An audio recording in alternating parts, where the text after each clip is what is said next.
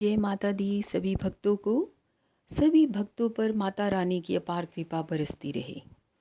नवरात्रि का जो माँ दुर्गा का तीसरा स्वरूप है उसे हम चंद्रघंटा कहते हैं।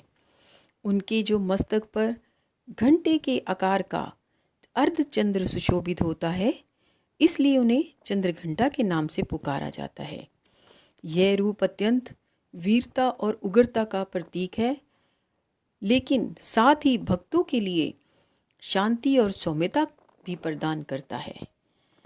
इसके पीछे क्या पौराणिक कथा है जो माता के तीसरे स्वरूप को चंद्रघंटा नाम दिया गया? तो आइए जानते हैं इसकी पौराणिक कथा। जब भगवान शिव ने हिमालय पुत्री पार्वती से विवाह करने का निश्चय किया तो वे बारात लेकर पर्वतराज हिमालय के घर गए।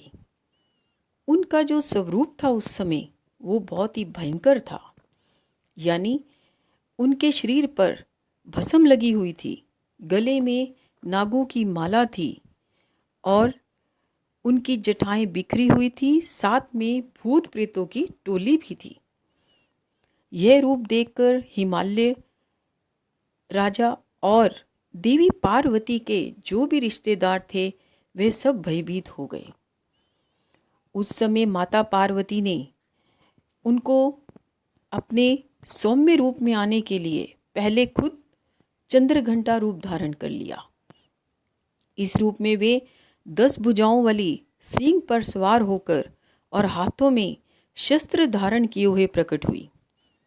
फिर माता ने भगवान शिव को अपने वास्तविक रूप में सुंदर व दिव्य रूप धारण किया और तब शंकर भगवान ने भी अपना सौम्य और सुंदर रूप धारण किया। उसके बाद पार्वती जी और शंकर भगवान का विवाह संपन्न हुआ। अब जानते हैं कि इसकी महत्ता क्या है, हमें इससे क्या मिलता है।